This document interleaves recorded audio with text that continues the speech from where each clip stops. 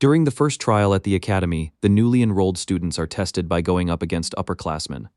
Other students struggle, with some even fainting from the overwhelming aura of the seniors.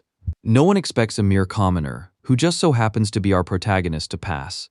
But our protagonist clears the tests with ease, and yes, he makes it look almost disrespectfully easy.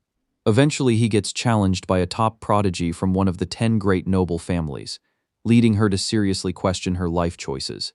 Because at this point, our protagonist is just built different. All of this is possible because, in his past life, he was a martial arts prodigy.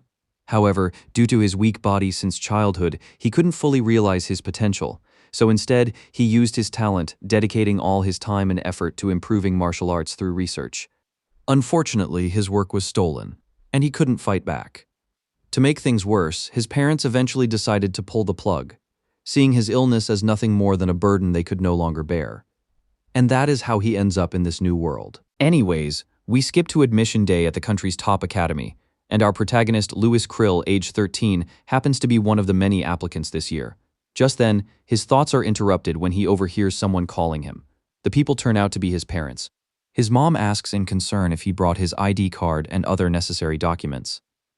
Our protagonist nods, adding that he even dyed his hair. Yes, because our protagonist's hair and eye color can literally make him a target at the academy. Anyways, Louis' dad reassures La Ciela that everything will be fine. Apparently, this is the only academy where commoners like our protagonist are allowed to enroll as students. Candria Arcanist Academy is established by the Candria royal family and is one of the great 10 academies, so the man believes this is the perfect place for our protagonist to learn magic. Just when they were having a touching moment, our protagonist's mom is suddenly pushed from behind. The newcomers express irritation at the sight of commoners. Two spoiled noble brats step in front of them, looking down on them like trash, saying commoners have no place at the academy. Yeah, that's all it takes. Our protagonist is already about to crash out and teach them a lesson right there, but his parents quickly hold him back, telling him not to throw everything away before the exam even starts. They insist he focus on getting in first and save the fight for later, so he forces himself to calm down. Seeing no reaction, the nobles click their tongues in disappointment. At the same time, the heir of the Aranka family makes his appearance, and man, the boy is glowing. Our protagonist doesn't like nobles ever since he entered this world. He reassures his mom that he will not only pass the exam, but become a grandmaster and also learn how to use magic.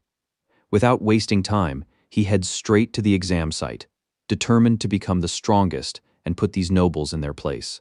Arriving at the exam hall, our protagonist finds thousands of applicants already gathered, most of them older than him. Then the principal appears and announces the start of the entrance exam. Principal Smith happens to be a Grand Master himself, and our protagonist uses this chance to explain the hierarchy and ranks of martial artists in this world.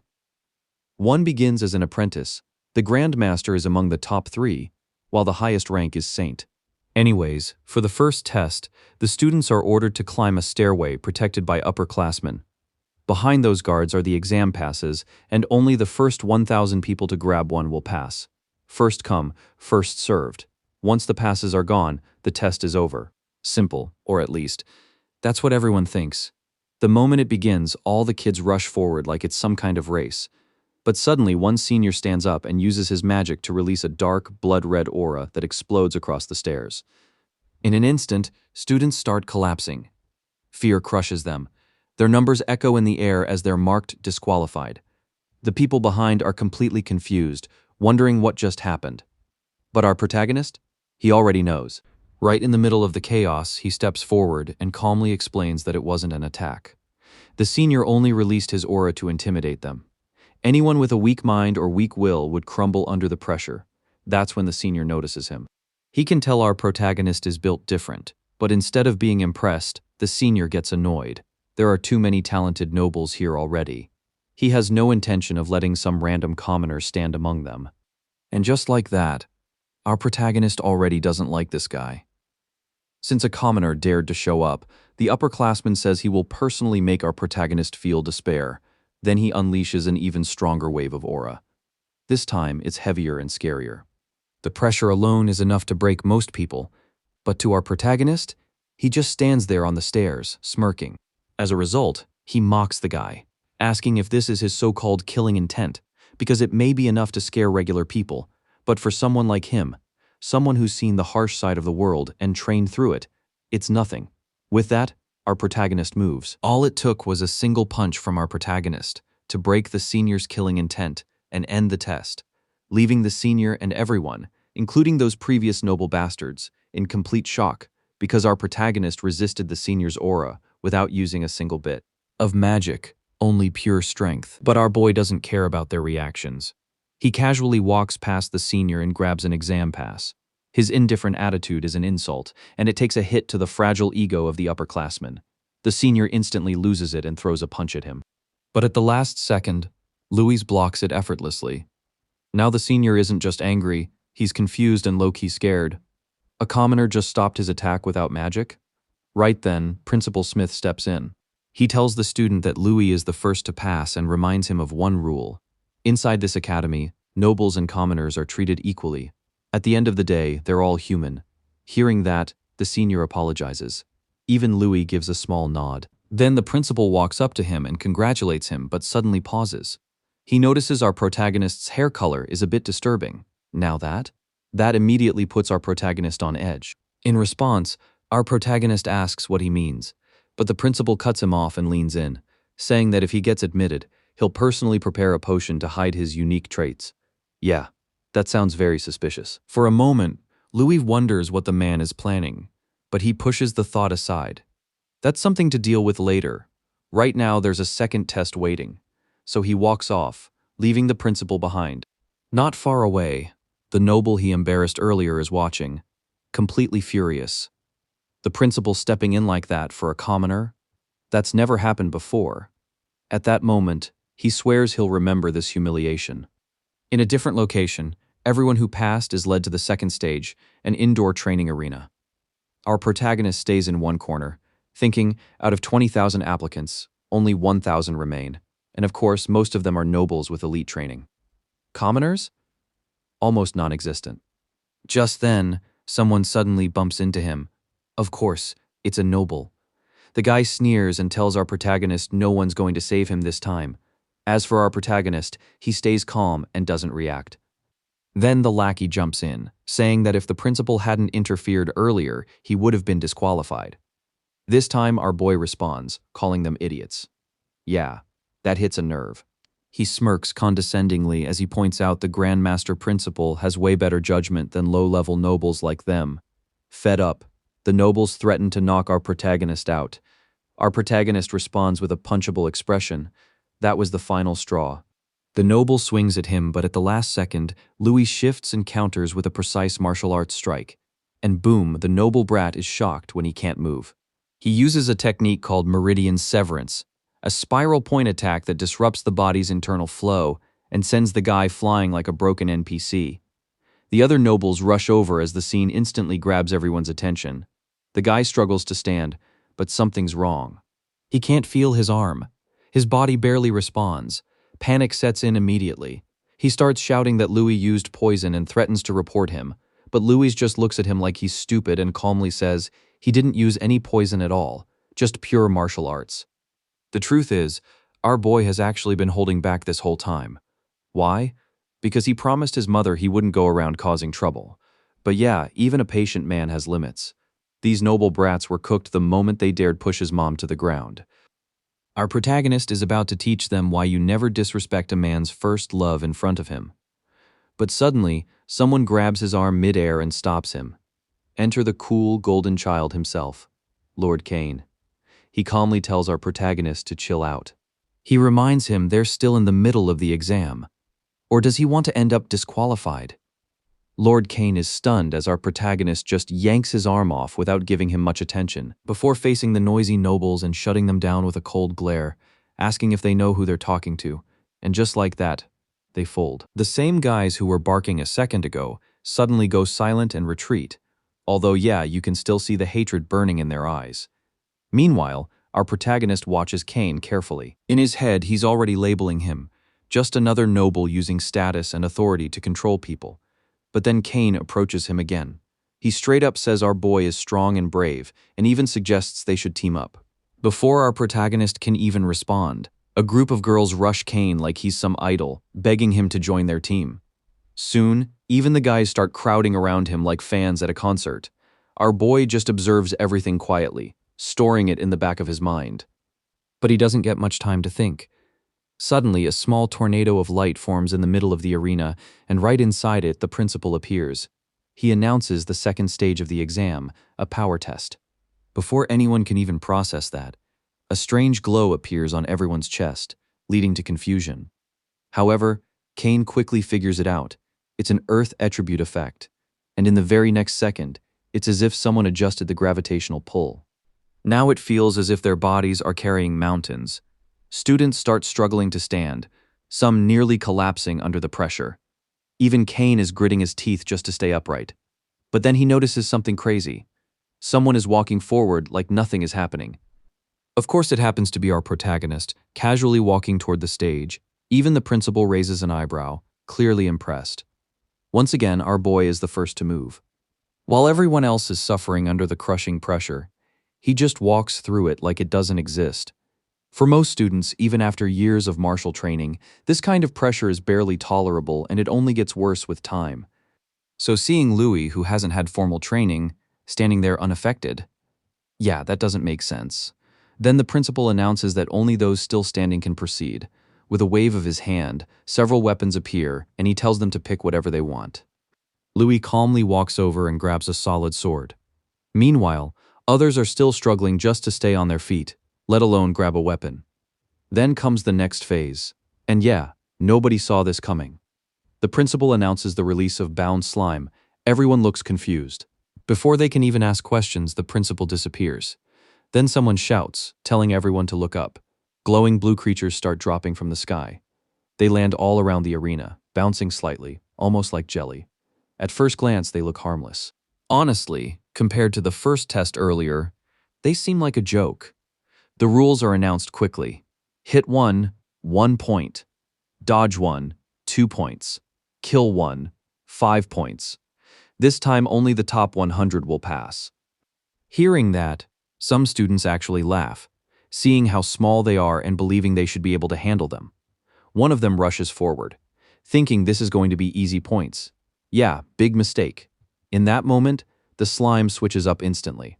One slime moves in a flash. Before the poor guy can react, boom, he gets struck in the face by a slime.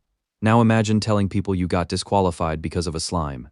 Anyways, the slime's movements get faster, more aggressive. They start slamming into students with surprising force. Now they're just bouncing chaos machines, crashing into people left and right. Up above, the principal and the examiners watch everything closely. One examiner points out that several talented nobles are present, including those connected to powerful families like the Aranka family and the Durahan house. She even predicts the kids might set a new record. However, the male examiner adds that there are several talents this year, including the commoners, especially our protagonist. The principal smiles. Yeah, he's already locked in on Louis. But then the examiner adds that Louis hasn't made a single move so far, and they're worried he might fall behind. Other students notice it too and start assuming he's given up. But nah, that's not what's happening. Our protagonist stands composed with his sword like he's farming aura in the middle of a storm. Because of this, a slime moves in, intending to hit our protagonist from his blind spot. At the last possible second, he moves, effortlessly dodging within a blink. The slime attacks again, this time even faster, like our protagonist owes it money, and now multiple slimes charge at him at once. Seeing this, one of the nobles thinks our protagonist is cooked. Still, he doesn't panic, because the truth is our protagonist didn't come here unprepared. The scene takes us back. Before this exam, he trained under insane conditions. He even had his friends throw rocks at him non-stop. When they express concern, our protagonist insists it's fine because he's testing a hypothesis. From his past life, he believed that if he could train his brain to instantly transfer information from the parietal lobe to the cerebellum, in simple words, he could calculate attack paths much quicker than ChatGPT in real time, and react without even thinking. Furthermore, he figures that as long as he can keep calculating trajectories and react instantly, no attack should be able to touch him. Activating his martial technique, he tracks every single trajectory in his mind and dodges them all with razor-sharp precision. His friends are completely stunned and rush over, asking what exactly he just did.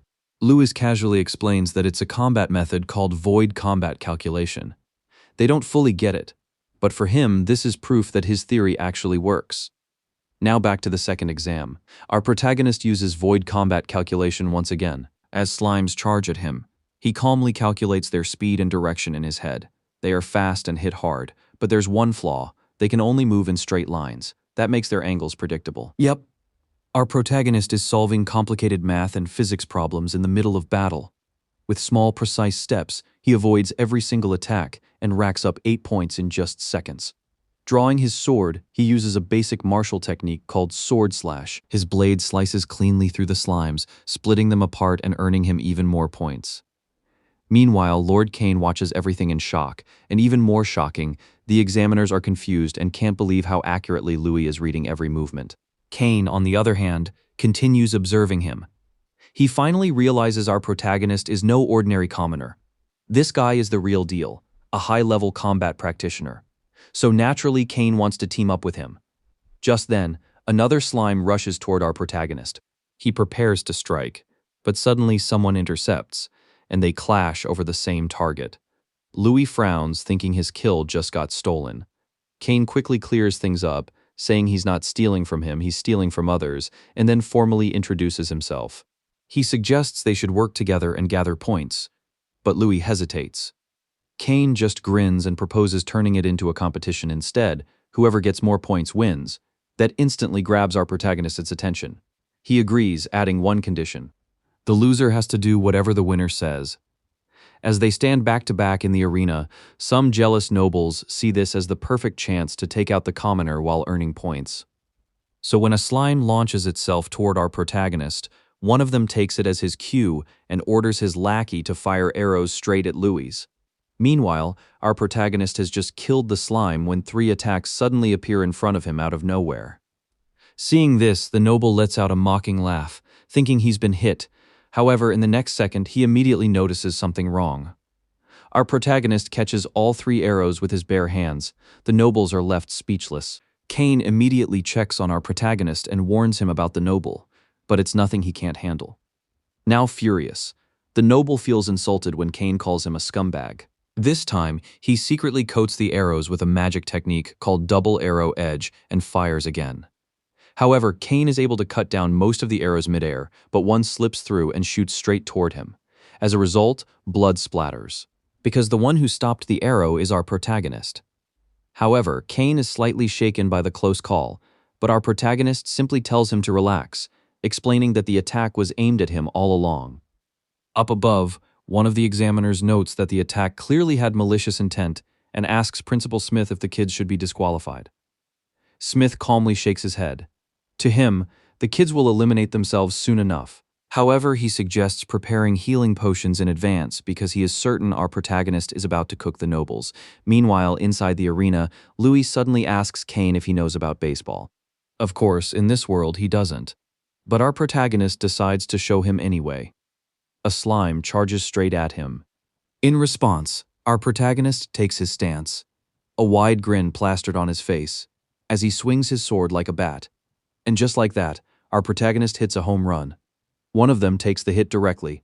His ribs crack, and he's sent flying off the stage, instantly disqualified. Cain sees this and finds the game interesting, but our protagonist doesn't stop. He rushes the remaining fools who are still frozen after seeing their leader get taken out so easily. One of them reacts too late. Louis leaps above him and delivers a bicycle kick, sending the slime straight into his face.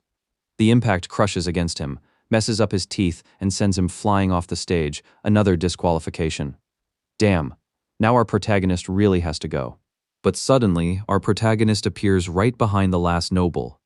Even now, the guy remains arrogant, calling our protagonist a mere commoner and warning him not to go any further. But in that moment, someone appears behind him. Cain unintentionally trips through the last noble, and just like that, the last fool is eliminated. Turning to our protagonist, Cain thanks him and asks about his injured hand. Our protagonist's hand is now wrapped with a bandage. Regardless, the two share a handshake, and Louis admits that for a noble, Cain is actually a decent guy. As they continue running with slimes chasing them, Cain tells him not to lump him in with other nobles. He explains that he comes from one of the Empire's great families, the Aranka family. These are powerful clans that have produced multiple grandmasters and sages, giving them influence that can even rival the royal family and major magical organizations. All of this is new to our protagonist, but he quietly takes note while continuing the fight. Meanwhile, nobles watch our protagonist and Kane from a distance, their expressions filled with jealousy and anger at their performance. They refuse to let someone they see as inferior take their points, so this time they decide to attack our protagonist directly. At the same time, Kane's loyal followers spot the danger. Panicking at the sight of their young lord being targeted, they immediately rush in to protect him. Within moments, chaos completely breaks out around Louis and Kane.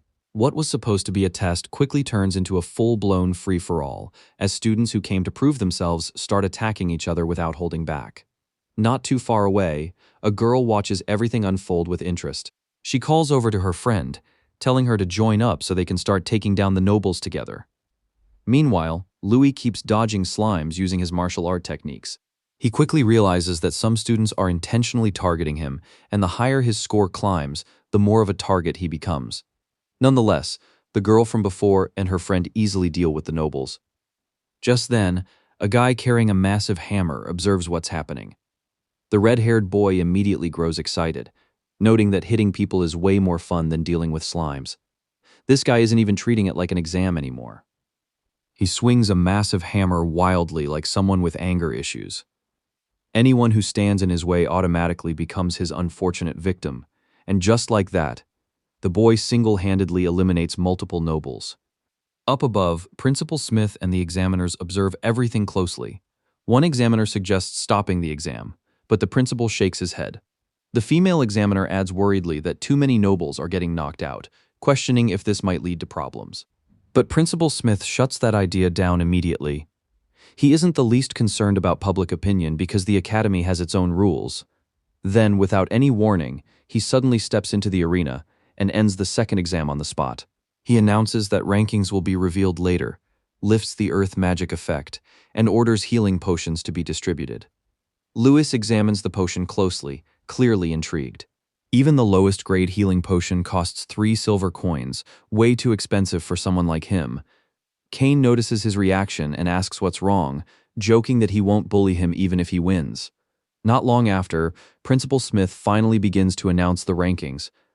The nobles look pleased at first when they don't see Louis's name on the list, but that confidence doesn't last long.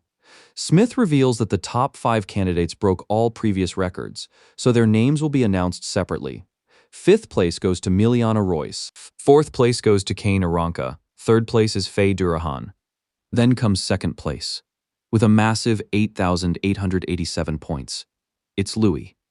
Kane is completely stunned, mainly because not everyone realizes the person in 2nd place is our protagonist. He even asks our protagonist if the 2nd ranker happens to be the commoner from before, to which our protagonist replies that it's a secret. Still, Kane accepts the loss without making excuses. A bet is a bet. He asks Louis what he wants him to do, but Louis simply says he'll decide after the exam. Then the 1st place announcement drops. With a record-breaking score, 1st place goes to none other than that same red-haired lunatic, Neil. The guy only managed to secure the top spot by a single point over our protagonist. He sits there grinning like a menace, still itching for battle. Everyone starts whispering about how ridiculously strong he is, especially since he's also a commoner like our protagonist, who just outperformed even Faye Durahan. Miliana notices Faye trembling slightly with anger, but Faye quickly composes herself and declares that she'd love to fight someone that strong. Meanwhile, many senior nobles are furious. Losing to commoners is already bad enough, but it's humiliating. Because of this, the upperclassmen who already had it out for our protagonist begin plotting with their colleagues for the next exam. Meanwhile, one examiner points out that commoners taking 1st and 2nd place like this is unprecedented in the Academy's history. And to make things even crazier, both Louis and Neil are from an orphanage. In response, Principal Smith explains that this is exactly why the Arcanist Association runs an orphanage, because true strength doesn't care about status or noble blood. With that, he tells everyone who passed to move on to the next stage. As they walk, Kane brings up how close Louis was to 1st place and wonders who's actually stronger between him and Neil. Louis, however, doesn't seem interested in that question at all. Soon, they arrive at the Academy's third training grounds. Principal Smith announces the final exam, a survival test, an emblem battle royale. He begins handing out emblems, adding that the upperclassmen will use magic to teleport them somewhere random in the forest. In addition, he explains the rules. Everyone must collect as many emblems as possible by any means necessary. Lose your emblem and you're instantly disqualified. In the end, only the top 10 will be accepted into the academy. Kane turns to Louis, noting they should split up for now. But he warns him that high-ranking candidates will definitely be targeted, so he needs to stay sharp. Louis calmly assures him that he'll survive no matter what. In fact, he already figured out the rankings were announced on purpose to create exactly this kind of situation. Up ahead, Principal Smith smirks, clearly pleased, and tells everyone to show their abilities, because only the best will make it out. As the exam begins, Louis moves through the forest, thinking about how close he is to getting into the academy. Suddenly, someone blocks his path. One of the nobles steps forward and charges at him, accusing Louis of humiliating the nobles in the previous exam. As Louis turns, he notices two more closing in from behind. They taunt him, saying no one is here and no one is coming to help. Then Louis notices something else, a figure standing in a tree, aiming a bow straight at him. Seeing how they managed to set up an ambush, he realizes the upperclassman must have leaked his location. However, one eager to die first has already charged at our protagonist. Our protagonist easily dodges the strike. The nobles attack one after another, but Louis effortlessly avoids every blow. Suddenly, he senses a powerful incoming attack. He reacts instantly, using his sword to deflect it, but something feels off. He doesn't even see what he just deflected. Before he can process it, one of the nobles rushes in again, even threatening to kill him. In response, our protagonist keeps fighting and dodging attacks, but once again, that same powerful mysterious attack comes flying at him. He blocks it like before. Irritated, one of the nobles attacks and expresses surprise that our protagonist is able to block wind magic without wielding magic, growing even more frustrated that he keeps simply running away. Meanwhile, our protagonist finds himself in a difficult situation because he can't calculate the trajectory of these magic attacks. That throws him off a bit, forcing him to rely purely on his martial arts instincts instead of his usual calculations.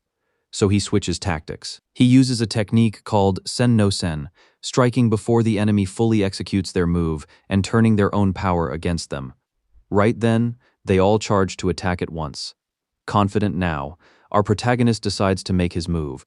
He weaves through them smoothly, dodging one after another, and with precise timing redirects their attacks so they end up hitting each other instead. Even when magic arrows come flying in, he sidesteps at the last second, causing them to strike the other bullies instead. Tossing one fool aside, he picks up a spear and hurls it straight at the guy hiding in the tree. One by one, they all fall. Louis collects their emblems, letting out a small laugh after completely turning the situation around. Even then, one stubborn noble tries to rally the others for another attack, but before anything happens, Kane appears, knocking out a hidden archer our protagonist failed to spot in time. Obviously, the guy didn't expect Kane to show up and wonders what happened to their comrade, who was supposed to keep him occupied. Kane, smirking, reveals that he already defeated their allies and forced them to spill the entire plan. The noisy noble keeps shouting, and Kane casually smacks him in the head with his bow. Kane then jumps down, and Louis asks if he's fine. Kane shrugs it off, saying they were just low-level nobles who barely knew magic. Nothing serious. He hands Louis the last emblem he picked up, and suggests that if situations like this keep happening, it'll only become more troublesome for him, so maybe they should team up. But Louis refuses. He makes it clear he'll handle his own problems himself. Their entire exchange is being watched by Faye, who starts clapping slowly, clearly impressed by Louis's resolve, adding that it's exactly what she expected from someone she acknowledges. But she didn't come just to watch. She steps forward and directly challenges him to a fight. Reading our protagonist's thoughts, Kane immediately explains to Louis that the girl is the granddaughter of the Grand Master of the Durahan family. Louis turns to Kane and asks if he's ever fought her before. Kane hesitates for a second, denies being close to her, but admits they've clashed before and casually mentions he let his guard down. Louis instantly teases him, basically calling him out for losing. Before their argument goes any further, Faye cuts them off, telling them to stop their little bromance and focus. Then she challenges Louis again. Kane quickly warns him that she can already use magic and is at the apprentice level, an insane level for someone their age. He advises Louis to ignore her and focus on gathering emblems instead. Faye, clearly annoyed, starts mocking them. She accuses Kane of trying to protect Louis because he knows Louis can't win. Then she goes a step further and calls Louis a coward. Kane gets irritated, but Louis steps forward. He admits he's always been curious about how fighters from great families actually perform, so he accepts the challenge. Faye smirks, clearly pleased. To make things fair, she declares that she won't use magic against him. And the very next second, she attacks. She charges forward and unleashes her technique, Lance Slam, aimed straight at Louis. In response, our protagonist uses his void skill. The lance strikes, or at least it looks like it does. Faye smiles, but not because she landed the hit. At the very last moment, Louis slightly shifts his body and catches her lance. She instantly pulls back, spins her weapon in a full 360-degree motion to force him to release it, and the fight continues. Once again, she launches another lance slam. From afar, the examiners watch closely, commenting on how rare it is to see the Durahan family's spear techniques in action. They praise Faye's speed and strength, calling her a true genius. At the same time, they admit Louis is just as impressive for a commoner, and even start betting on how long he'll last. One of them predicts he'll lose soon. They turn to Principal Smith for his opinion, and he honestly says he likes Louis, but he doesn't think he can win. In his view, battles are clashes of both body and will, so he naturally assumes Faye has the advantage in that aspect. Back on the battlefield, dust fills the air as the fight intensifies. Inside that cloud, Faye lunges forward again. Louis keeps defending, dodging every attack. Then finally, he spots an opening and strikes back. The hit nearly knocks the spear out of Faye's hand. That irritates her. In response, Louis flips over her head and lands behind her. Faye is genuinely surprised. She admits she can't believe he's dodged everything so far. Even Kane from the Aranka family couldn't handle her attacks like this. But for Louis, it's simple. As long as he observes carefully, there's nothing he can't see through. Faye tightens her grip and launches another technique, Lance Crescent Fall. Louis immediately analyzes it. Spear techniques combine reach, sweeping attacks, defense, and suppression, all of which make them extremely troublesome. However, at the same time, he points out their fatal weakness. In close combat, the spear becomes far less effective. In simple terms, his plan is clear: find the right moment, close the distance, and strike. He makes his move, unleashing several sword strikes, but Faye instantly catches on to what our protagonist is planning. She declares it won't work on her. Then she begins spinning her weapon, claiming her family's spear technique has no weakness. And just like that, she creates a violent tornado-like attack. The examiners are clearly impressed. They point out that even the Durahan Grandmaster only mastered this technique at 16. Faye, combining magic with spear techniques, is already surpassing her peers. To them, it looks like Louis is about to lose. But Louis still has tricks left. He activates his swordnet technique, focusing entirely on defense. He explains another weakness in spearmanship: its massive stamina consumption. If he keeps blocking and dodging perfectly, Faye will eventually slow down and leave an opening. There's just one problem. He doesn't realize it yet, but his sword is starting to break. Finally, he spots an opening and moves in for a counterattack. But at the worst possible moment, his sword suddenly shatters. Everyone is caught off guard. Faye pauses for a moment before admitting it was impressive. If the sword hadn't broken, that counter would have landed perfectly. Meanwhile, Louis just sighs internally, thinking his luck couldn't get any worse. Still, the girl becomes furious. Apparently, our protagonist was definitely holding back. Louis casually apologizes, saying it's a bad habit of his. He prefers to observe first before going all out. But now that he's seen enough, things are about to get serious. Faye assumes the fight should end since his weapon is gone, but Louis disagrees. Taking a fighting stance, he tells her he's actually better with his fists. And just like that, both of them prepare for the next exchange. Faye makes the first move, launching a spinning charge attack straight at him. From a distance, Kane immediately warns our protagonist, that's the spinning charge technique. Taking that head-on would definitely cause serious injuries, but our protagonist is fully locked into his martial arts state. He steps in at the last possible second and stops the spear with his bare hands. The examiners are completely confused. That attack is supposed to pierce through defenses, yet somehow, Louis neutralizes it like it's nothing. Even Principal Smith is left speechless.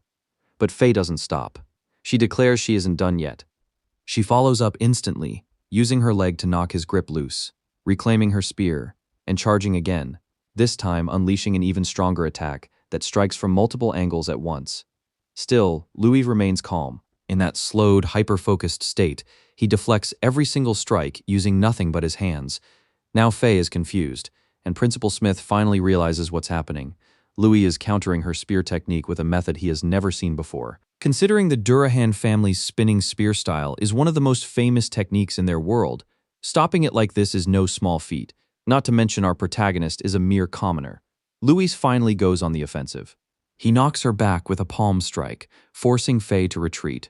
Frustrated, she demands to know what that strange technique is. Louis answers honestly, saying it's just a parry type in his martial arts. At the exact moment of contact, he adds a slight twist to cancel out the spear's rotational force. Faye hears all that and understands absolutely nothing, so Louis decides to show her instead. This snaps her back into the fight. This time, our protagonist begins moving in unpredictable patterns, leaving afterimages of himself behind. Even Kane can't keep track of him. To Kane, it's as if Louis is moving like a butterfly, light and untouchable. Every time Faye attacks, he's already somewhere else. It turns out this is his technique, butterfly step, copied from a boxer. An elegant footwork style with fast, unpredictable movements, perfectly suited to counter someone like Faye. Then he sees his chance. He strikes. His punch lands cleanly, sending Faye flying backward. Kane is stunned. Principal Smith mirrors his expression. Clearly, he didn't expect this outcome. The examiners point out that even without magic, very few people can overpower Faye in pure combat skill. This isn't normal. They conclude that our protagonist might actually be a genius in hand-to-hand combat. Still, this girl doesn't know when to back down. Furious, she gets back up and declares that someone from a great family like hers doesn't go down that easily. Then, to everyone's surprise, she throws her spear aside. Now it's a pure fist fight. Our protagonist is a bit confused seeing this. However, she charges at him, and Louis meets her head-on, using martial arts like Wing Chun and Pakao to defend against her heavy blows. Even then, her strength breaks through slightly, and she manages to injure his hand. But instead of getting angry, Louis smiles. Faye reminds him that her family's strength isn't all about spearmanship, then unleashes Crushing Fist Level 3. The two clash violently, trading blows back and forth. And that's when something changes. Louis starts to enjoy it. Not because he loves violence, but because he loves pushing his strength to the limit. A darker, more intense presence begins to leak out of him, and his aura grows heavy. He steps forward, standing right in front of Faye, and releases that pressure. For a brief moment she freezes. She tries to block his next attack, but it's not enough. Louis's strike sends her bouncing away before crashing into a tree. Principal Smith immediately notices something is off about this technique, and he doesn't like it. The other students watching are in shock. A commoner showing this level of power, it doesn't make sense. Some of them even start feeling sick. Their bodies react to the overwhelming aura pouring out of Louis. These are the same seniors who targeted him earlier, and now fear mixes with their anger. No one expected him to be this dangerous. One of them, still shaken, mutters that they have to eliminate Louis now, especially if the rumors about him are true. From a distance, they watch as Louis advances again. At this point, he looks almost like a maniac. Faye is already injured and exhausted. She barely manages to defend herself before Louis lands another hit, sending her flying again. He doesn't stop. He rushes toward her while she's still down. The gap between them is obvious now. His speed and power are on a completely different level. In her current state, she can't win. At the rate things are going, it's possible she could die.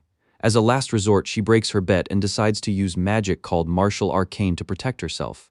The collision sends her flying. Only after the heat of battle ends does Louis finally snap back to normal. The intense aura disappears, and he looks down at his injured hands, quietly reflecting on the power of magic. Kane rushes over, asking if he's okay. Louis says he's fine, though he's not sure about Faye. But before they can process what just happened, the seniors who were watching the fight step forward. They accuse Louis of losing his emblem and declare him disqualified. Louis looks down and realizes his emblem has been burned to ashes. Kane immediately steps in, arguing that it was clearly an accident. But the senior only smirks, clearly enjoying the moment. adding that the principal has seen everything, so there's no way Kane can help a commoner cheat this time. He steps forward arrogantly, insisting Louis leave and stop interfering with the exams, even calling him trash. But before things go any further, Faye speaks up. Everyone turns, surprised to see her still standing despite how injured she is. Even Louis is shocked she hasn't collapsed yet. The senior scoffs and asks if she's really trying to defend a commoner, warning that she could get disqualified for interfering. The girl doesn't even flinch, noting she saw our protagonist's emblem get burned. In addition, she admits she was the one who broke the rules by using magic. Then, she actually apologizes. Kane is stunned, but Louis doesn't just accept it quietly, he apologizes too, admitting he lost control during the fight, so he's also at fault. Faye accepts his apology, though she makes it clear she's still frustrated about losing. She even says he pushed her to the point of using magic, and adds that she wants a rematch once they enroll at the academy. The senior just laughs, reminding them that he already has 4 emblems, meaning our protagonist can't make it. But in the very next moment, Faye gives our protagonist his reward for beating her. The reward turns out to be emblems she personally obtained, bringing our protagonist's total to 14 emblems. Smirking, she reminds the senior our protagonist's emblem burned during their duel, so this should count as a valid replacement, making the senior furious. Before leaving, Faye teases Kane, then coldly tells the foolish seniors that the weak shouldn't pass and those who deserve it shouldn't fail. She refuses to let something like that happen. Then she raises her spear and reminds everyone, only 10 people can pass. Her new goal? Collect even more emblems to secure her spot. Kane grins, saying he was thinking the exact same thing. The two of them rush back into the training ground, determined to gather more emblems, secure their admission, and settle their ridiculous bet. Louis watches them leave, a faint smile forming on his face. Then Principal Smith and an examiner descend from the sky. They approach him calmly and inform him that, since his emblem has been destroyed, he is officially disqualified and will be escorted out. Louis doesn't argue. He simply accepts it. Meanwhile, the senior clenches his fists, muttering that this isn't over. He tells his friend he never wants to see Louis again. In response, his friend points out that if Faye and the others keep eliminating opponents, Louis might still somehow qualify. The senior doesn't give a damn. At this point, his hatred has completely taken over. He starts thinking if someone were to accidentally die during the exam, it wouldn't seem suspicious, especially if that person is just a commoner. His friend doesn't stop him. In fact, he silently agrees, remembering the terrifying aura Louis released earlier. He's convinced there's something abnormal, something dark inside him. Later, Louis hands over the emblems he collected to the examiner. As he walks away, he reflects on everything. His martial arts are strong, but against magic, they still fall short. So this is exactly why he wants to enter the academy, to learn how to combine martial arts with magic. We skip to nighttime. Our protagonist heads home, thinking about his torn, dirty clothes and how his mom is definitely going to worry. He even debates whether to tell her the truth or just make something up. Completely lost in thought, he doesn't notice a hooded figure behind him. But Louis reacts instantly, kicking the attacker away before the strike can finish him. The hooded assassin is surprised, asking how he noticed. Louis calmly replies, he can smell it, more specifically, their bloodlust. Then more figures appear. One of the assassins even mocks him for being so calm when he's about to die. Louis studies them carefully. These aren't random thugs, they're skilled. And the one watching from a distance feels especially dangerous. The first assassin lunges again, aiming to stab him. But Louis effortlessly dodges every strike, disarms him, and sends him crashing to the ground. The assassin tries to counter with a kick, but that fails too, forcing him to retreat and regroup with the others. He comments on Louis' abilities, his perception, his combat skill, everything matches the intel they received. That catches Louis' attention. The assassin admits it plainly, our protagonist's hand-to-hand combat is impressive, even at an apprentice level, but against magic, he stands no chance. Louis is caught off guard, barely dodging as arrows rip through the trees behind him. He immediately recognizes the attack. It's the same wind arrows used earlier in the exam. Becoming serious, our protagonist uses a breathing technique, drawing out the essence within his body, enhancing his strength and awakening his latent power. In an instant, his speed and power explode. He charges forward just as another wave of attacks is launched. Our protagonist moves so fast the assassins can barely track him. Suddenly, he reappears in front of them. Next, he kicks their leader, instantly breaking his arm and sending him flying. Before he can create distance, groaning in pain, the assassin realizes our protagonist isn't normal and must be stopped.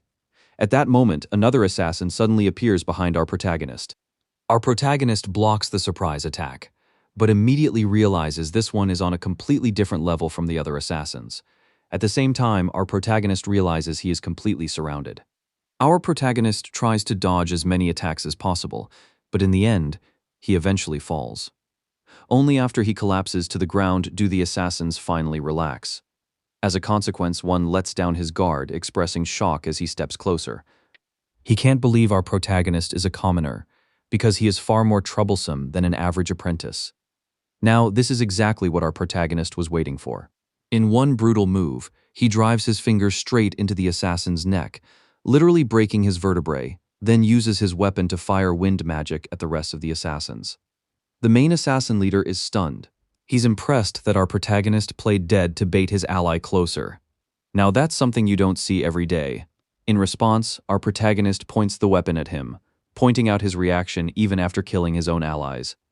The assassin replies that he doesn't care what happens to trash. Our protagonist fires, but the boss casually evades every shot like it's nothing. Then he activates his magic, forming a massive hammer out of thin air. He even says that if not for the orders he received, he would have liked to take Louis in as a disciple. Then he swings. Louis barely blocks in time, but the force still sends him flying. Before he can recover, the boss is already in the air above him. Another strike lands, slamming Louis straight into the ground. As he attacks, the assassin admits that Louis' abilities surpass even those of an apprentice. But in the end, he's still just a beginner, and nowhere near someone of his level. However, the assassin is shocked when the dust settles. Louis is pushing through purely on willpower now. He refuses to die here. But the assassin isn't backing down either. He summons a massive coffin-like construct, a terrifying martial arcane known as Celestial Hammer, and hurls it straight at Louis. Clenching his teeth, our protagonist realizes he can't die. He needs to master magic in order to protect his family in this world.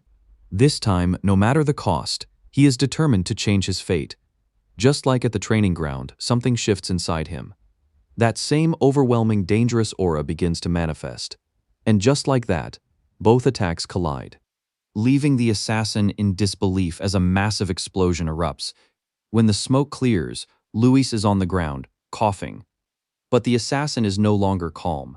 It's as if he's no longer fighting a weak opponent, but someone on equal footing. At that moment, he finally understands.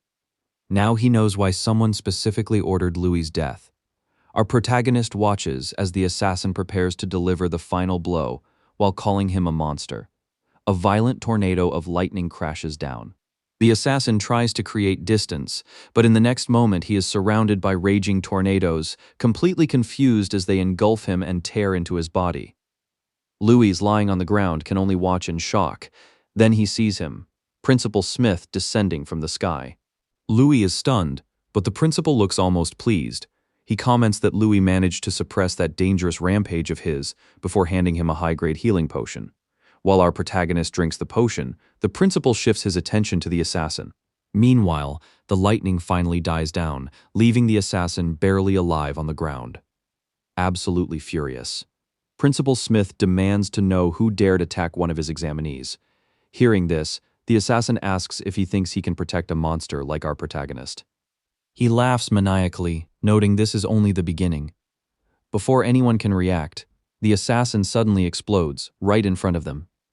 Principal Smith is caught off guard. He quickly realizes this could be the work of an assassin guild, meaning our protagonist likely still has a bounty on his head. Still, he hopes he's only overthinking it. Louis, now fully healed, stands up in disbelief, amazed at how effective the potion was. He even notes that his bones feel completely restored. Anyway, our protagonist expresses his thanks, but notes the principal didn't just happen to be passing by. Asking the obvious question, he calmly demands to know why the principal keeps saving and protecting him. The moment the man casually suggests discussing it at his place, our protagonist shows a shocked expression like he just remembered something. Yeah, because he totally forgot about his curfew. His mom, like any mother, is definitely going to lose it. Without another word, he dashes off at full speed, running faster than he ever did in battle. Behind him, Principal Smith summons a snake-like magical creature called Kylie, orders it to clean up the scene and follows after Louis. Meanwhile, back in the town of Mentia, in the northern Candria Empire, outside the orphanage, the same noble brats are harassing our protagonist's mom. They accuse her of pocketing tax money meant for the children and try to pressure her into handing it over. She insists she's doing everything for the kids, but they don't care. Their intentions are clearly bad. One of them reaches out to grab her, but suddenly, he gets kicked so hard that blood and teeth go flying. Our protagonist arrives just in time, and his mom is overjoyed to see him, but that quickly turns into shock when she notices his condition. His torn clothes, the blood, the bandages. Before he can even ask if she's okay, she rushes him, demanding answers. Our protagonist is a bit embarrassed and tries to brush it off with a weak excuse about getting caught on a tree during the exam. She doesn't buy it for a second. Meanwhile, the guy he knocked out is furious. He accuses our protagonist of interfering with county business, and even has the audacity to threaten him by reporting him to the Lord. Just as things are about to get out of hand, Principal Smith steps in to back our protagonist up, calmly explaining that everything is just one big misunderstanding while introducing himself.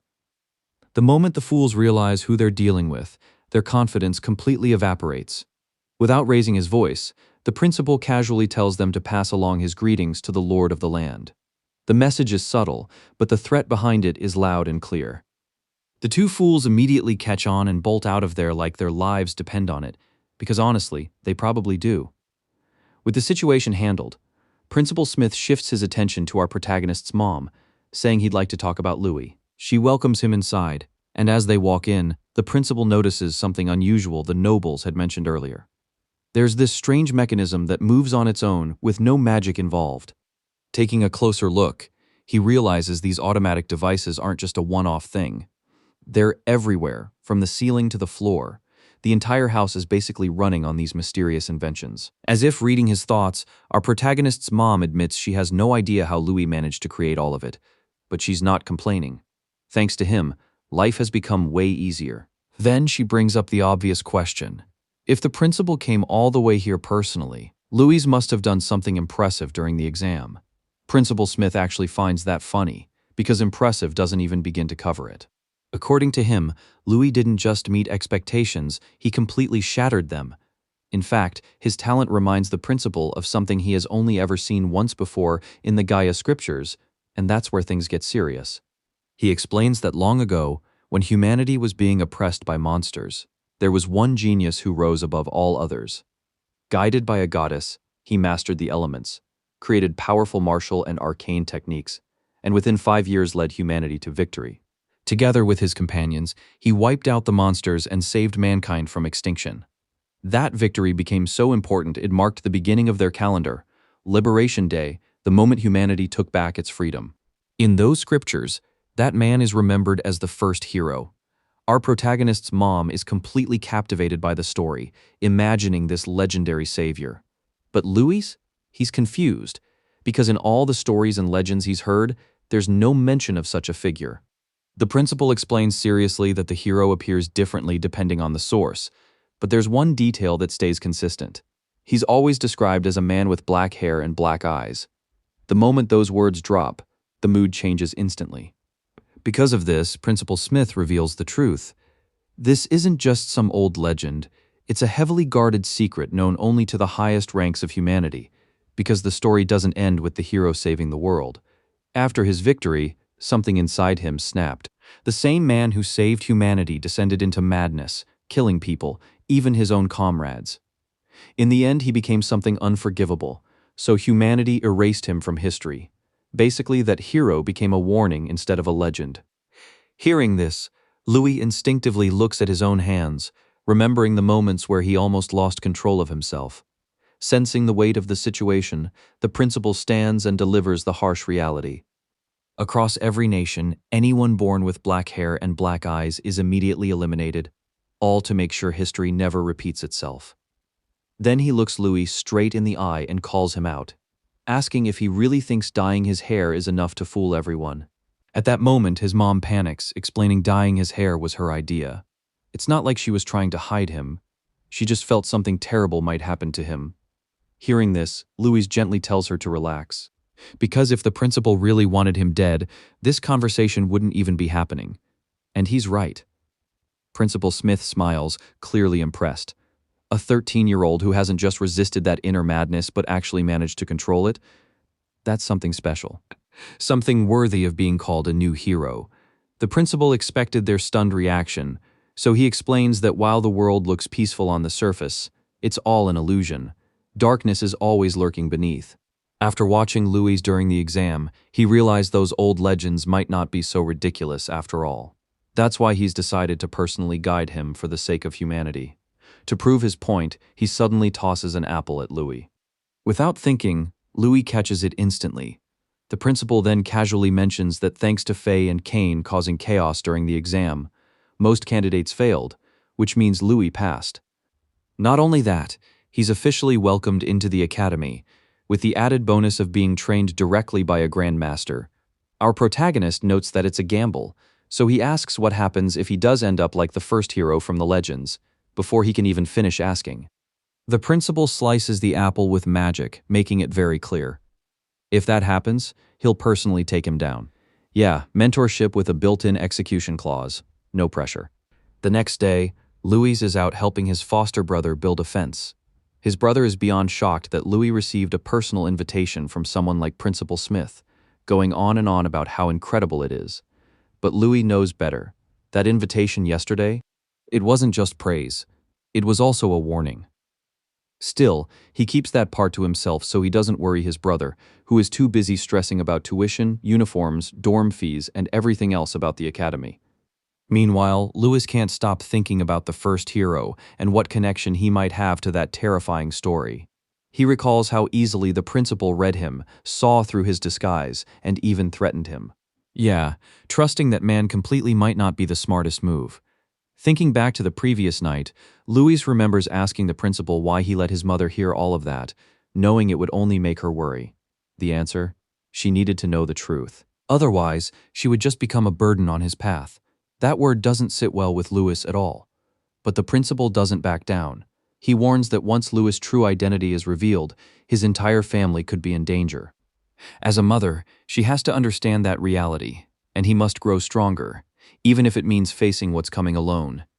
And after thinking it through, Louis realizes he's right. If he wants to protect everyone, he needs to get stronger. Not long after, a group of kids runs up to him, full of energy and laughter. One little girl, Lana, rushes forward and hugs him tightly, already in tears as she asks if he'll come back to visit.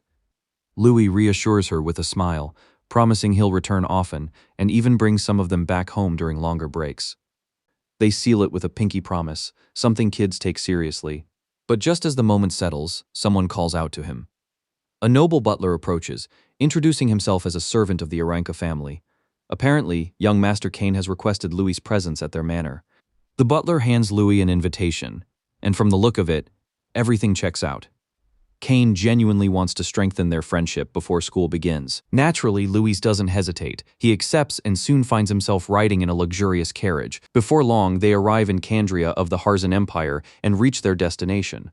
The butler explains that the Aranka family is one of the great noble houses, and even the town's prosperity revolves around them. He's visibly surprised by how calmly Louis reacts when he sees the mansion. Not long after, Kane arrives to personally welcome him. The guy is obviously excited that they'll soon become classmates. In response, Louis congratulates him for all the chaos he caused during the final exam, and even thanks him, admitting he only passed because of Kane and Faye. Because of that, our protagonist says he'll let their previous bets slide. They're even now, but Kane isn't having it. According to him, the bet is a completely separate issue, so it's still on. Besides, Louis already had what it took to pass anyway. And more importantly, he's earned Faye's seal of approval, which is apparently a rare flex. As they head inside, the maids greet them with respectful bows. Kane explains that since they didn't really get the chance to fight properly during the exam, he wants them to spar before school starts. Or, if Louis wants to learn more about magic and the academy beforehand, he can help with that too. Of course, our protagonist can clearly see through his friend's intentions. Suddenly, a voice cuts in. Standing at the top of the stairs is Kane's mother. And yeah, she does not look pleased. One glance at Louis, and you can already tell she's not here for a friendly welcome. Kane quickly steps in, trying to defend Louis by calling him his friend. But before he can even explain properly, his mother shuts him down with a single terrifying look. Man didn't just get silenced, he got deleted. She walks down the stairs with pure authority and immediately starts tearing into Louis. According to her, she's always told Kane to choose his friends wisely, and clearly he failed that lesson today. A commoner like Louis? In her eyes, that's not just unacceptable, it's an insult to the Aranka family. She goes on, saying Louis should focus on training and improving himself instead of associating with people far below his status. After all, he needs to become a sage, just as his father instructed. Then she takes it even further. She walks right up to Louis and questions his intentions, basically accusing him of trying to get close to Kane for money or power. Then, in the most disrespectful way possible, she pulls off a ring and tosses it at his feet. She tells him it's worth enough gold to set him up for life and orders him to pick it up and leave. Yeah, straight up humiliation. Kane can't take it anymore and steps in, first demanding his mother stop before apologizing to our protagonist. But then he notices something. Louis bends down and picks up the ring. For a second, it looks like he's actually accepting the insult. But nah, Louis calmly explains that he became friends with Kane because he recognized his talent. And if his own mother thinks Kane's worth can be measured by something so trivial, then she should be ashamed for looking down on her own son.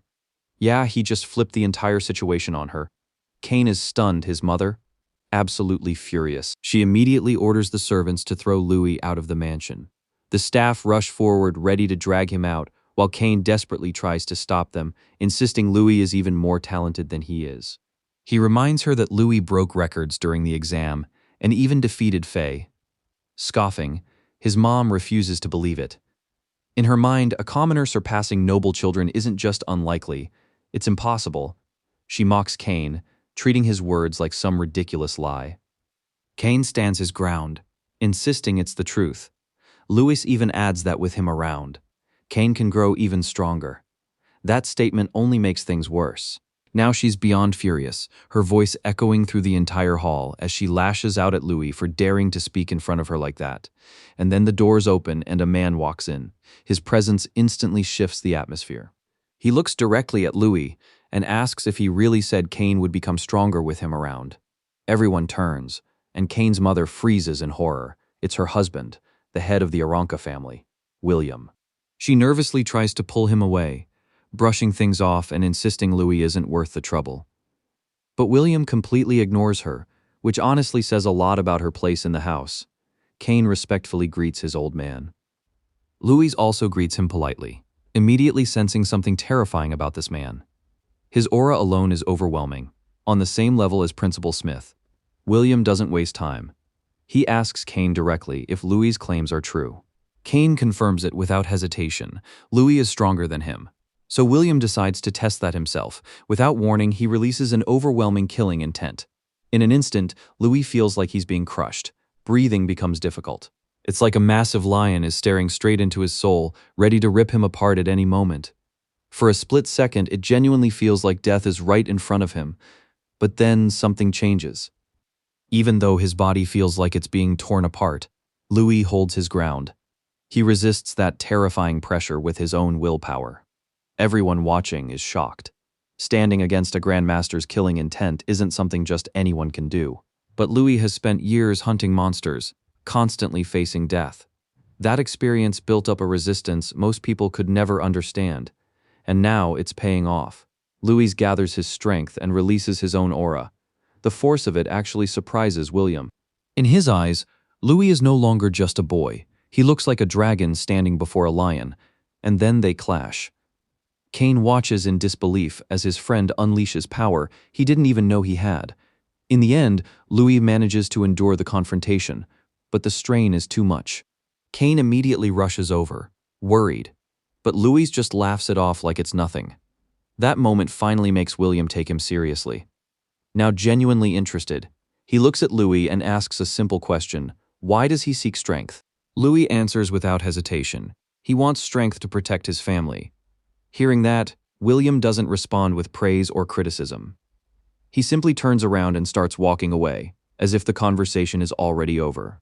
But as he leaves, he drops one final remark aimed at Kane, saying his willpower is still too weak and that he should learn a thing or two from Louis. Kane's mother is completely shaken. She rushes after William, desperately trying to get him to reconsider, but he brushes her off like she's not even there. Seeing how afraid she is of her own husband, Kane feels a flicker of pity but quickly pushes it aside. Instead, he turns to Louis and suggests they head to the training ground and finally have some fun. The next scene shifts to the training ground. Kane once again apologizes for everything, his parents' attitude toward Louis, but Louis shrugs it off like it's no big deal. He even points out that William might be a bit extreme, since there isn't much of a gap between him and Kane anyway. But Kane shakes his head. That's just how things are for someone in his position. His father only respects results. If Kane wants acknowledgement, he has to earn it by becoming stronger, and at this rate, Louis feels more like a true son of the Aranka family than he does. Louis tries to defend William a little, suggesting that testing him earlier might have been his way of showing care. But Kane isn't convinced. As he looks up at the sky, he begins to open up about something deeper. To him, love has always felt different. Growing up, he barely stepped outside the estate. His life has been nothing but training, eating, and sleeping on repeat. Since he was a child, he was already fighting monsters. His father wanted him to become a great sage like his grandfather, and without truly understanding why, Kane kept swinging his sword over and over again, all for a single goal, to be acknowledged. But no matter how much effort he put in, this place never felt like home. It felt like a prison. While other kids were outside laughing and playing with paper planes, Kane was stuck training non-stop, fighting battles he didn't even understand. Sometimes, it felt like he couldn't even breathe freely without permission. Everyone praised him as the young master, but to him, those words felt like chains tightening around his neck, and the tighter those chains became, the more he wanted to break free. He wanted to live freely, like a bird crossing the skies without limits. But right now, that kind of dream feels impossible. He knows he's too weak to stand against his father. So for now, all he can do is follow the path laid out for him. Keep training, keep growing stronger, and hope that one day he'll finally break those chains. That's why the academy matters so much to him. His father graduated from there, and Kane believes that if he can grow stronger there too, he might finally earn the freedom he's been chasing his whole life. With that resolve, he faces Louis, hoping he'll keep his word and help him grow stronger. Louis doesn't hesitate. He accepts instantly. Meanwhile, from a distance, William quietly watches everything unfold. He asks his butler about the investigation he ordered earlier. The report is interesting. According to the butler, Louis is far from ordinary. During the exam, he used strange combat techniques no one has ever seen before. He didn't just break records, he crushed them. He even defeated Faye without using magic, while she was going all out. And that's not all. Furthermore, the principal himself holds Louis in high regard and even fought against an assassin guild just to protect him the previous night. Hearing all that, William comes to a clear conclusion: Louis is trouble. When the butler asks why he allowed Kane to befriend someone like that, William reveals his reasoning. Trouble attracts danger, and when people face danger, they grow stronger by overcoming it. In other words, Louis is the perfect catalyst for Kane's growth. Back at the training ground, that growth is already starting to show, well, kind of. From afar, William watches quietly, beginning to realize that his son might actually have a better eye for people than he does. Back at the training ground, Kane charges forward using his martial technique Wind Lunge. But at the last second, Louis not only blocks it, he counters instantly. His punch stops just inches from Kane's face, so fast that Kane doesn't even realize he's already lost the exchange. It's only when Louis lightly taps his face that it finally sinks in. Louis analyzes Kane's attack. He notes that combining acceleration magic with movement is a solid strategy, but the execution was too straightforward and predictable. Kane can't believe that even with magic, Louis handled him that easily. Now he finally understands how Louis managed to defeat Faye. But Louis? He's already thinking about something else. Taking Kane's sword, he asks if Kane has ever felt like something is off about his fighting style. Kane is confused. As far as he knows, everything he uses are secret techniques passed down through generations. His father and grandfather mastered them, so naturally he's following the same path, but Louis shakes his head. He suggests that maybe there's another path for Kane, one completely different from his father's and grandfather's. Kane is stunned. The idea alone sounds almost rebellious. Louis then lowers the sword and casually picks up a dagger. Turning back to Kane, he asks him one simple question: does he want to surprise his father? At that exact moment, William, who has been observing everything, suddenly notices something strange. because both Kane and Louis leap into the air and charge straight toward him without any warning. Just moments earlier, Louis had been giving Kane a quick lesson, explaining that speed is the ultimate weapon in martial arts, not just movement speed, but reaction time and decision-making as well. He points out that Kane's natural speed works well with his wind magic. However, it also makes his thrust technique difficult to master. Just because his grandfather mastered that style doesn't mean Kane has to follow the exact same path. Louis makes that clear and hands him a pair of daggers. He explains that Kane's father failed to reach his grandfather's level because he limited himself by blindly copying the same technique. But Kane doesn't have to repeat that mistake. If he truly wants to unlock his potential, he needs to forge his own fighting style. Louis then asks if he's ready to take that step. Kane doesn't hesitate. He actually likes the idea. He points out that he's nothing like the other nobles Louis has met. In other words, he's willing to follow whatever Louis suggests. With that, both boys begin planning, and soon they start laughing like troublemakers. And just like that, they charge at William. Kane boosts both of them with wind magic, accelerating like a bullet as they rush in together. The butler looks like he wants to intervene, but William calmly gestures for him to stay out of it. As Kane closes in, William effortlessly dodges his strike, leaving behind an afterimage. Louis follows up immediately, attacking over and over again. In his mind, daggers are the fastest and most flexible weapons, so he pushes that advantage to the limit. Using his skills and the butterfly step technique, he tries to outspeed William's reactions and deal maximum damage in the shortest time possible. William is slightly surprised when he notices the butterfly step, but that's about it. He quickly adapts, dodging every attack like it's nothing. Meanwhile, Kane uses wind magic to attack from another angle. As he moves, he realizes something. His body feels incredibly light with daggers, almost like he's flying. The combination of daggers, combat techniques, and wind magic fills him with excitement.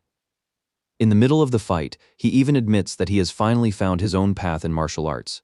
But William has had enough of this experiment. He releases his aura, blasting both Kane and Louis backward. He's furious. In his eyes, Kane has abandoned the Aranka family's technique just to prove a point, and he calls him naive for it. Still, the boys quickly recover and prepare to charge again.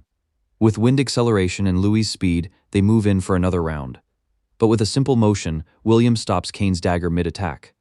Kane retreats, causing his father to chase after him while calling him a coward.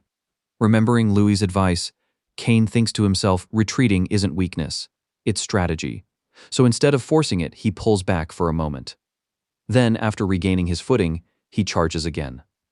Just as William tries to grab him, Kane uses wind magic to spin over his head like a mini tornado. At the same time, Louis dives in again, perfectly syncing with him.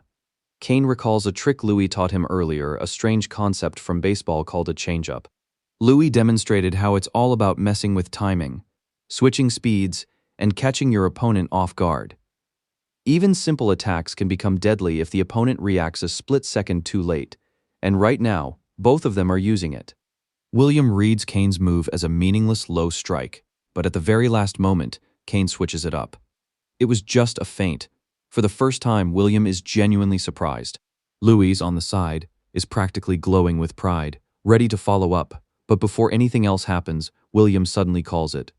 The fight is over, he turns his back on Kane, who is drenched in sweat, and begins to walk away. Without looking back, he tells him not to disgrace the Aranka family name, and just like that he leaves, smiling. But for Kane, that's more than enough. He's been acknowledged. As William walks off with the butler, he reflects on what he just saw. The combination of close-range dagger attacks, quick retreats, and unpredictable timing. It's actually a fascinating style. For a grandmaster like him to learn something from kids is unexpected. Deep down, he feels proud of his son, even if he'll never say it out loud. Louis, on the other hand, is just happy he got the chance to spar with a grandmaster, though he can't help feeling a bit disappointed that it ended so quickly. Kane, however, is on cloud nine. For the first time in his life, his father acknowledged him. That feeling hits different. Wanting to repay Louis, Kane takes him to the Aranka family library. The moment Louis steps inside, he's stunned by the sheer number of books. Then he turns and sees Kane holding a box. Kane hands it over, telling him that without him, he wouldn't have found his path this quickly. When Louis opens it, his eyes widen. Gold, valuable items, and even rare magic books that commoners would never normally have access to. Louis picks up one of the books and reads the title. They're academy curriculum books, organized by year. Kane explains that inside are lessons on basic magic theory, minor attributes, and even sections covering both magic and martial arts. Then Kane explains something important. Every new student must go through a magic awakening ritual. Louis has no idea what that is, so Kane breaks it down. It's a process where individuals sense elemental power through the sacred statue of Gaia. Kane himself went through it at a church temple, and even powerful families have to pay 10 gold coins for it. Hearing that, Louis is shocked. That amount is about 10% of an orphanage's expenses. He quickly asks if he'll have to pay that at the academy, but Kane reassures him it's completely free there.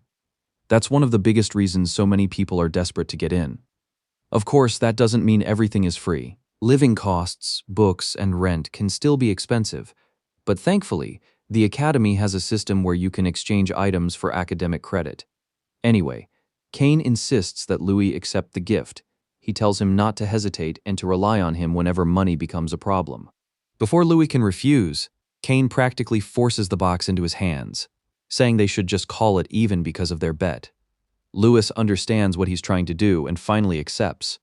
But at that moment, something clicks in his mind. If he wants to stand on his own, he needs a way to make money. He recently heard that magic pharmacists can earn a lot, so he starts wondering, are there books like that in this world? Then a better idea strikes him. Louis decides to use the knowledge from his previous life and become an investor. If he plays his cards right, he could make a fortune. As a result, he quickly asks Kane if his family is connected to any merchant guilds. Kane is confused by the sudden question. In response, Louis just smirks and tells him it's a secret, and that he'll understand soon enough. 1 week later, the academy finally holds its entrance ceremony. Every freshman walks in. Meanwhile, Louis arrives with a completely different vibe, excited. The day he has been waiting for is finally here. As he passes by, a beautiful senior suddenly pauses. Something catches her attention: his scent. Louis is wearing a trending cologne, and judging by how refined it smells, she immediately assumes he must come from a wealthy, or at least respectable, family. Without wasting time, she approaches him with a bright smile, introducing herself as Rose from the 150th class and offering to guide him around the academy. Louis doesn't mind at all and casually introduces himself. However, the moment she hears his last name, Krill, she pauses. She has never heard it before, so she naturally assumes he might be some noble's illegitimate child. As they walk together, Rose begins explaining how things really work in the academy. For the past few years, ever since the emperor has grown old, there have been constant clashes between the great and noble families. On the surface, everything looks calm and orderly, but behind the scenes, it's a battlefield. Students fight for resources, influence, and survival. Regular students can climb the ranks by passing exams and earning credit points, but those who fail or worse, get targeted, are quickly expelled. While talking, Rose subtly points out that people are already watching Louis, warning him to stay sharp and give his best. She then asks about his family backing, but Louis has no clear answer. Instead, he just feels awkward, especially since she's standing way too close for comfort. Suddenly, her hand is pulled away. A guy steps in, introducing himself as Brian and congratulating Louis for being the commoner freshman who broke the entrance exam record. Louis greets him politely. At that moment, Rose realizes she completely misjudged the situation. All that effort wasted on a commoner. The expensive cologne fooled her. Disappointed, she immediately loses interest. Louis doesn't even bother reacting to her change in attitude. Instead, he focuses on Brian, who casually tells him not to take it personally. According to him, the academy is basically a miniature version of the Empire, filled with all kinds of people. Just then, Kane calls out to Louis. Interestingly, Brian immediately excuses himself and leaves, saying Louis can reach out any time if he needs help. Louis finds that a bit suspicious, but Kane quickly explains. Brian is the Chancellor's son, not someone he's close with. Before they can talk further, Faye suddenly appears and bluntly calls Brian a decent guy with weak willpower. The moment Kane sees her, he gets defensive. Meanwhile, Louis thanks Faye for having his back during the entrance exam, but she brushes it off, insisting he earned everything himself, all while continuing to tease Kane. The two instantly start arguing like kids. As a result, Miliana Faye's gentle friend drag her away so they can finish registration. After they leave, Kane turns back to Louis and casually shows him a massive pile of coins. Luis is stunned. That's his share of the money. Kane explains it all came from following Louis' instructions at the Berna Village Trading Company. Turns out their perfume business, Louis' secret idea, was a massive success. Back then, Kane didn't expect that the perfume was actually Louis' own creation, designed with a subtle and unique scent that stands out from typical ones. Kane admits he likes it, but he had doubted it would sell. Now he stands corrected, he was clearly wrong. Kane even mentions he plans to give part of the money to his mother. But deep down, he's more curious about Louis himself. What kind of mind comes up with something like this? As they walk toward registration, Louis suggests that Kane keep the whole business a secret. Kane agrees without hesitation. Soon, a teacher hands Louis his academy credit card, reminding him to keep it safe and wishing him luck. But as he registers, whispers start spreading around him. Students call him shameless, criticize the academy for letting commoners mix with nobles. Worse, they believe he only got in because of Faye and Kane's stunt during the final exams. Hearing that Sheath got expelled, Louis asks Kane about it. Kane explains that Sheath, the upperclassman who hated Louis during the exam, was responsible for hiring the Assassin Guild. Principal Smith found out, which led to his expulsion. Kane then warns him about something worse. Sheath has an older brother named Jess. And unlike Sheath, Jess is unpredictable. When their eyes meet briefly, Jess is thrilled. In his mind, the real game is just beginning, and he's already planning to turn Louis into the worst student in the academy's history. The next scene takes us to a grand hall where all the freshmen are gathered. The principal steps forward and welcomes them, praising them for overcoming countless challenges to enter the academy. But he quickly makes one thing clear. This is only the beginning. If they want to become truly powerful and someday stand as pillars of the empire, they must continue to push themselves. With that, he calls the freshman representative, the one who scored the highest in the entrance examination. As Neil walks onto the stage, the entire hall falls into shock. The guy is completely naked. The examiners are horrified and try to stop him, but the principal intervenes and stops them instead. Standing there without a shred of shame, Neil looks at the crowd and calls them all morons. He declares that his goal is simple: to beat every single one of them to death. Instantly, the students are furious. Who does he think he is? But when Neil tells them to shut up, watching this unfold, the examiners can't help but worry. Teaching someone like this won't just be difficult, it might actually drive them to quit. Just then, Neil spots his main target. He hurls his massive axe straight at a student. The axe lands right in front of Louis. Louis remains silent, as if processing what's happening, before Neil suddenly appears in front of him and challenges him to a fight.